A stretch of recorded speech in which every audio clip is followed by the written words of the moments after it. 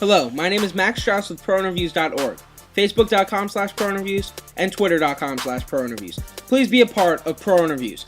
I'd like to welcome you to the interview with Enoka Lucas. Enoka attended the University of Oregon and received All Pac-10 honors during his junior and senior year. Enoka entered the NFL draft in 2007 but went undrafted. He has been a part of the Texans, Buccaneers, Titans, and the Cardinals. In 2008, he was on the Cardinals practice squad throughout the whole season and was on the sidelines with them their Super Bowl appearance. He then signed with the Florida Tuskers of the UFL in 2009 and has started numerous games with them since. If you check below the transcription, there are answers to personal questions. Let's get started with the interview. I hope you enjoy the collages also. Have you ever considered making a Twitter? I never really ventured off to Twitter. Facebook was kind of like the big thing for me. But no, I haven't ventured off to Twitter. I didn't know what it was. I just kind of was like, I don't want to be like a media or not a social hog. So I was just kind of like, I just one thing was good for me. I don't think I needed a Twitter. If you didn't end up playing football, what were your plans? I think my first love was probably baseball, but only because I was always too big to play football when I was a top one. I was always too heavy, and so the first sport my parents didn't have me play was baseball. And then I think I probably would be playing baseball right now if I wasn't playing football. When you were growing up, who'd you look up to in sports? To be honest, my favorite football team was the Detroit Lions, only because Barry Sanders was probably my most favorite. I mean, when I was younger, that was probably like the guy that I looked up to. Was like, man, I wish I could run the ball like Barry Sanders when I was a kid. And I noticed, I was bigger than most of the kids. And I was like, okay, I don't think I'm ever going to be a running back. When I got to high school, I was like, okay, I'm definitely heavier and bigger than all the kids. So that's why I decided maybe I should start playing O-line. But then when I got to O-line, probably the guys that I looked up to were, the local guys, especially, you got Chris Iole, you got Olin Cruz, you got Dominic Raiola. These are guys that kind of pushed the way for us younger guys that came out of Hawaii. You definitely look up to all those guys because all of them went away to college and they all were successful in the NFL. So, and they all played O-line, so that was kind of the reason why I looked up to them. What was your whole high school football experience like? High school football in Hawaii is kind of, I'm sure it's kind of like the same where everybody else. Everybody takes high school football real serious. It's not as serious as other towns where, the whole town is shut down and, everybody's at the high school. High school was, Hawaiian, only Hawaiians were affiliated to our school. And everybody supported the football team. I mean, my year we didn't go to the state champs. We were one win away to go into the state championship game, but I definitely thought I had the opportunity after my junior year when I was talking to my head coach. You have a really good chance to play a Division I football, and I was just taking like a grain of salt, like, I don't know if I love this game, but I was just thinking, I just go home. Go to work after high school, wasn't really thinking about college, and then. My senior year came around and I was just getting phone calls and I got some letters and I'm like, maybe I can actually really do this. I can actually take my football to where, I love this game, so yeah, I might as well take it to the next level. And probably after senior year, when I started getting calls and, I was like, wow, maybe this can really happen. So what happened was, I got a number of offers from different colleges and I just showed Oregon to be that college for me, I guess. What's your favorite memory from Oregon football? My favorite memory from Oregon was probably my junior year. We played Cal Berkeley, and my best friend from high school, Albert Mafala, he played with the Golden Bears of University of Cal. And leading up to this game, he just had transferred from Hawaii, and he starting role, and I was starting at Oregon, and we were just, talking, just texting and calling up each other before the game, and, it was a exciting game. We knew that Cal was good, and they beat us the year before, and it was definitely our time to beat them, and we were down going into the fourth quarter, and then we ended up coming back, tying the score, and then we went. They were supposedly supposed to win, and they kind of milked the clock out. And we're like, man, it's gonna be our first loss. We was undefeated, and then they missed the field goal. Then we took it to overtime and won the game. That's how it ended. And just kind of like the excitement how the game went, and just kind of like seeing my teammate from high school, and just kind of talking, after the game. That was probably the most memorable time I had at Oregon, especially at a football standpoint. Who's your best friend at Oregon? I didn't have a specific best friend at Oregon.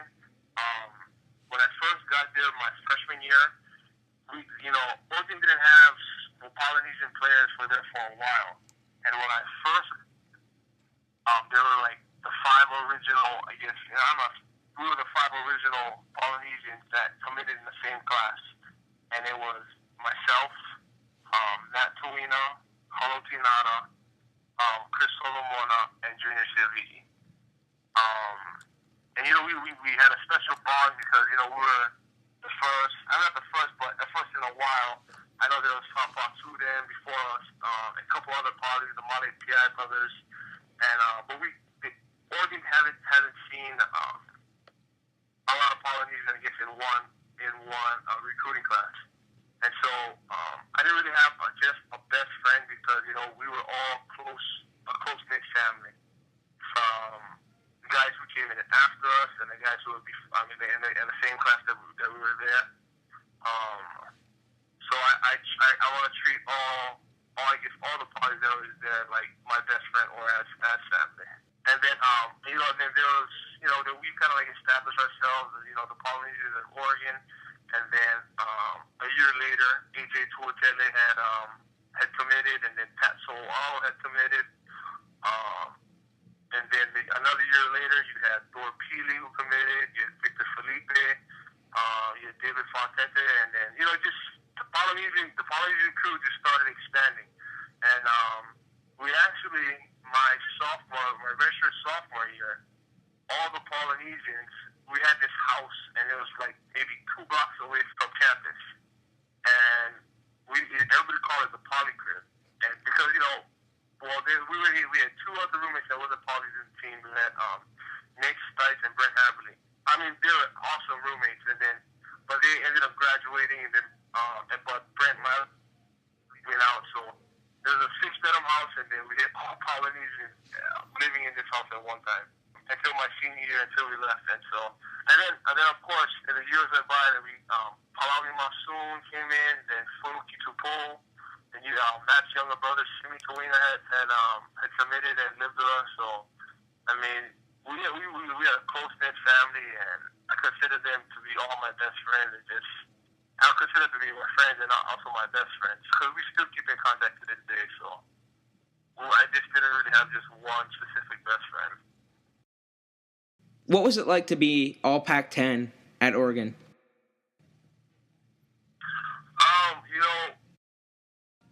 Of course, it's a blessing. You get you're praised by your coaches and the peers, but and it also makes the university look good when you make All Pac-10. But for me, it was a team effort. I think I wouldn't have been at All Pac-10 if I didn't have the right guards or the right tackles around me, or the running back or the quarterback to Dennis, or when my junior year, Kevin was there. And so I can't say that it was all me, but it definitely my teammates had. I mean, they put their shares because when I look at the center, you can't have a good center unless you have good guards and tackles, because the way a different systems you go with football systems, is that the guards are, you want your guards to be, the hogs and of course the center do that too. But when you got 2 good guards and good tackles, your center is going to be great, if that makes sense. Even if he may be a mediocre player, but he'll be good because of the guards and the tackles that are good around him. I know you were undrafted, but what was your draft day experience like? To be honest, it wasn't a good day. I probably was more disappointed than anything. Of course, when you go into the NFL, you always expect to be drafted, and that's one of the goals that I set out and I didn't accomplish. It was a disappointing day, just the fact that that you didn't get drafted.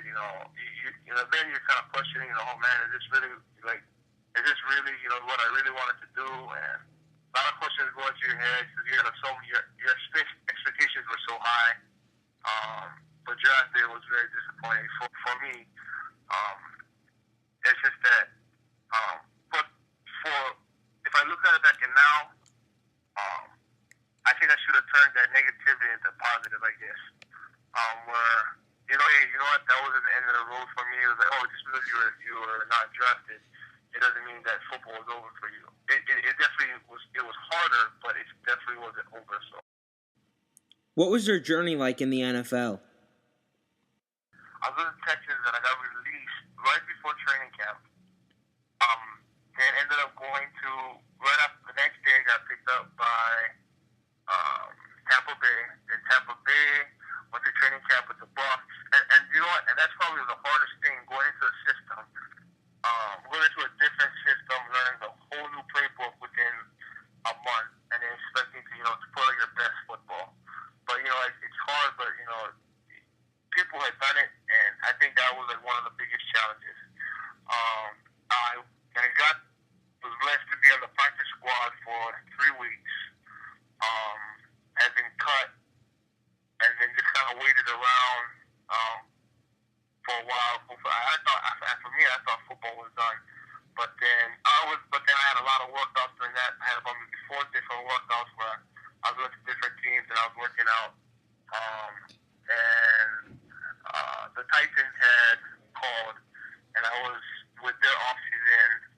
I went from April to all the way to training camp to last cuts, and then I didn't make it to the last cuts. Arizona, the Cardinals had called to be on their practice squad, and then I was with the whole season. I was with Cardinals for the whole practice for that whole entire Super Bowl year. We then went to the Super Bowl and with just a practice squad the whole time. And then I got cut in February. They ended up re-signing me, and then right there and then I was like, wow. I thought for myself was that, man, football must be over. I wasn't getting any calls. I was just kind of, it's like, man, well, I just have to find to do something, look for a job. And then I had a call from one of the O-line coaches with the UFL, Coach Lavaroni. And this was last year, 2009. He said, there's another opportunity to play football, if you don't get any call. And I was like, oh, yeah, Coach, I definitely want to, get back to this. I love the game of football. He said, we would love to have you. And so I ended up going to playing for the Florida Tuskers and then making the team. So good when you actually make the team and you're not on practice squad anymore. I made the team in Florida.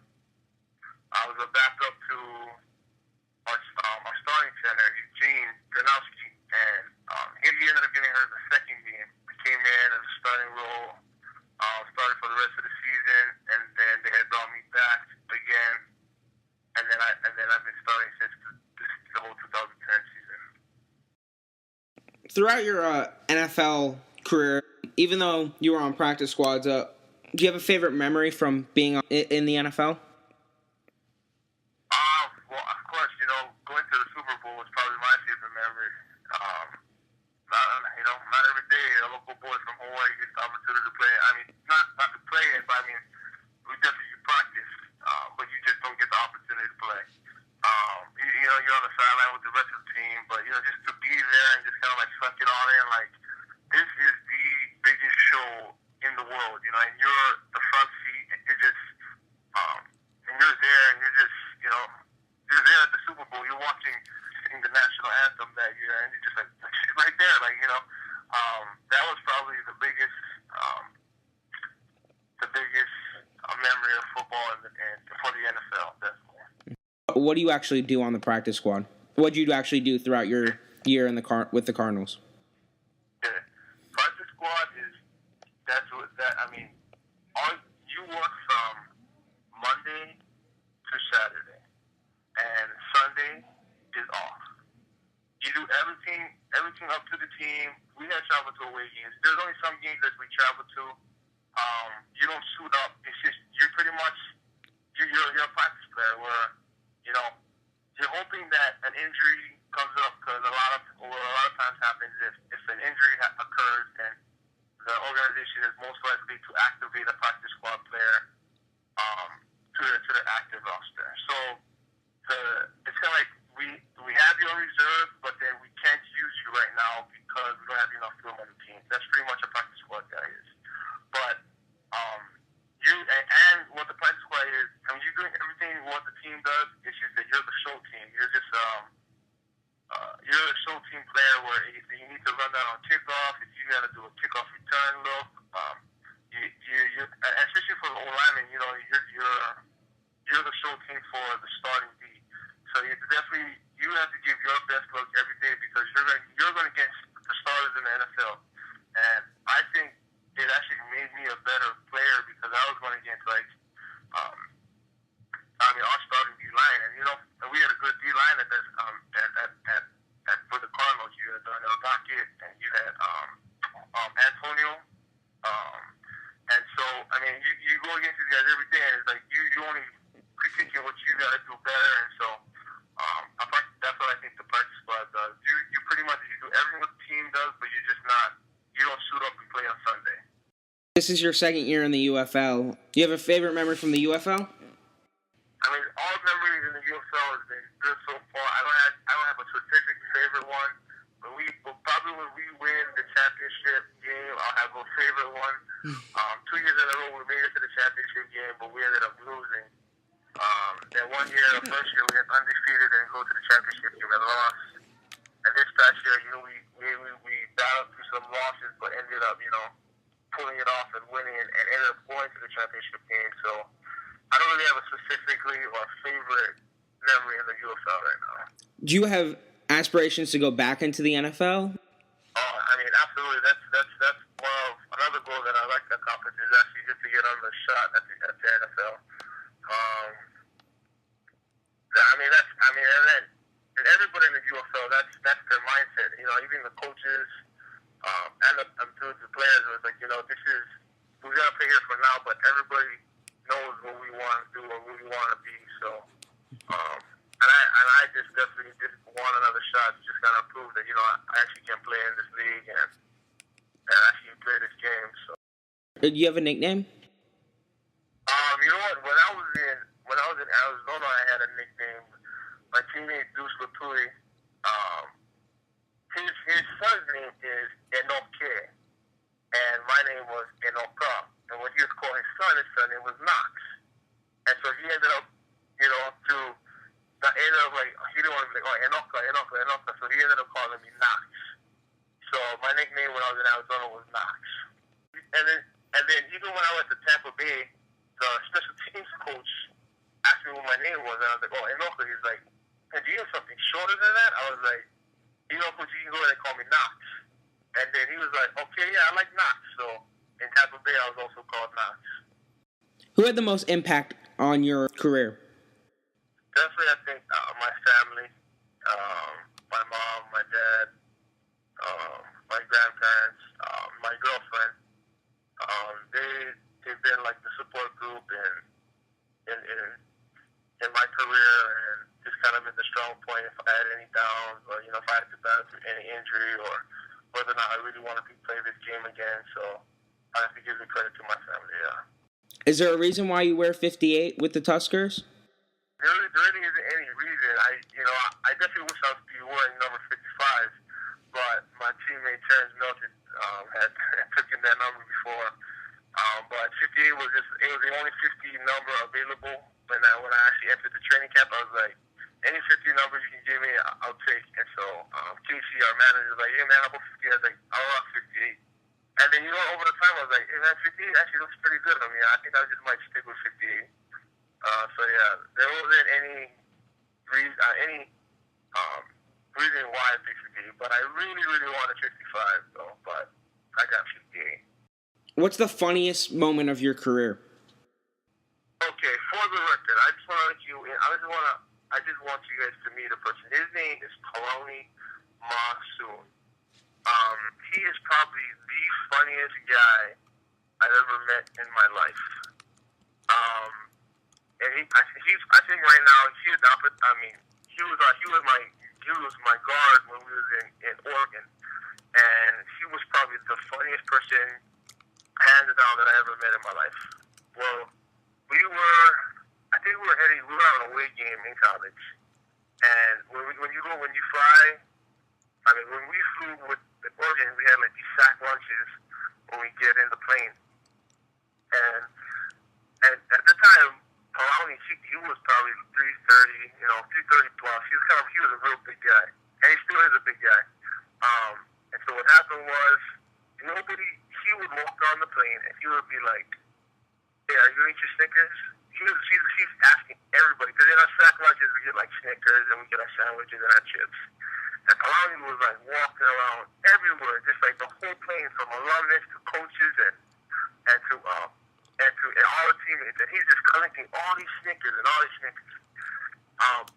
But another thing is that our O-line coach, Steve Graywood, he's kind of like he's a weight, like, he's like, hey, you want you to be fast, a weight thing was definitely an issue to him, and so he was just like, I want you to, we gotta weigh in at a certain time, you gotta be at a certain weight, and so Paloni is just, he's all my friend Paloni, and he's just taking everybody's Snickers. So I think it was like at the night meetings, and then Coach Greenwood, and when Coach Greenwood talks, I just wanted you to know that he's a real serious person. So you would ever find him like joking around, or he takes everything serious. And he jokes when he needs to joke, but when it's like time to play games, he's like, come on, everything's kind of serious with him. So he walks up to the front of the, I think the team room, and then I think it was after Paloni had grabbed all the Snickers and like put it in his bag, and we were at our team meetings, our late night meetings, and our coach Grant would get to the front of the team meeting, and he goes, Paloni was like, huh? Paloni, come here. So Paloni walks up to the front of the team room, and then Coach Greenwood holds up like a Snicker bar. He goes, okay, see these Snickers? Alright, when you go to the zoo, it says, don't feed the animals? Well, Paloni is an animal. Nobody give him any Snickers for the rest of the time being, and nobody give him any more food, alright? He doesn't need any more food, and he doesn't need any more of this. And I feel bad for Paloni, because I know his intention was just to get a lot of Snickers, because, hey, what big guy, doesn't love Snickers? I love Snickers. But he has the whole room just balling out laughing. I felt bad for Paloni because he wasn't laughing. But that was probably one of the funnier moments in football for me, right there. Do you have a favorite charity? This off-season, was kind of a good thing. I got an opportunity to work down at the Capitol as one of the committee clerks, and ended up getting another job as an office manager here in Hawaii. And the biggest thing in Hawaii was homelessness. And from a state standpoint, that's the number one issue that I feel that as a state that we need to tackle is homelessness and drugs. I think that's one of the biggest issues in Hawaii that we're trying to conquer right now. And then there was this charity. It was called Aloha Beachside Services. And Junior Aki Sanoa, he ran this service where you go down and of course you help influence a lot of the homeless people living on the beach or living in certain areas, and just kind of help them, seek shelter, or you ask them, help them to you influence them maybe like job opportunities if something comes up, especially like family and kids, anything that donated, that you definitely know that they took in. So that was probably the forefront of what charities that I've actually worked with and actually been part of.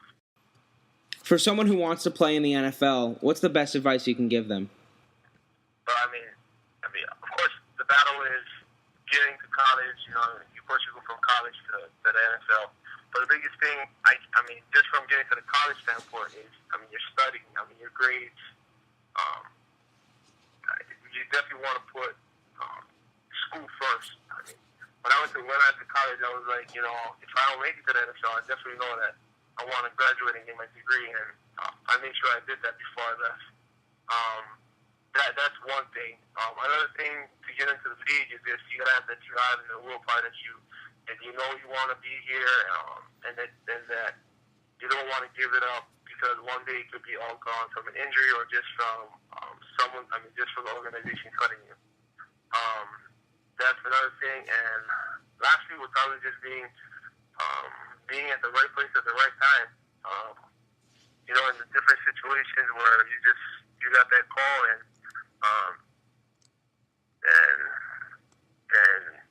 you know you got that call to get into to the big league. I think it's probably one way. You know, I can see people getting into the NFL. But I mean, I also like, you know, definitely hard work, lifting weights. I mean, you know, there's all that. I mean, that variables in getting into the NFL. But like for off the field things that could help was, I mean, that would probably be my understanding of how to get, you know, to be in the NFL. If you could describe yourself as any ice cream flavor, what would you be and why? Any ice cream flavor? Yeah, but my favorite is vanilla, but I don't want to call myself vanilla. Maybe Rocky Road. I don't know why. I guess my road that I've been taking so far through my football career has been rocky. But, you know, it also tastes good at the end, so probably you should wrap me up with Rocky Road. All right. Thank you so much, Enoka. There you go. Hey, it was good. It was good. I liked it, man. Thank you for listening to the interview with Enoka Lucas. I hope you enjoyed it. I hope you leave your comments below as well. Please check out the Facebook page at facebook.com/prointerviews. Follow me on Twitter at twitter.com/prointerviews. Subscribe to me on YouTube at youtube.com/prointerviews. And check out my website, prointerviews.org, for other interviews. Thanks again for listening. Stay tuned for more, and feel free to contact me.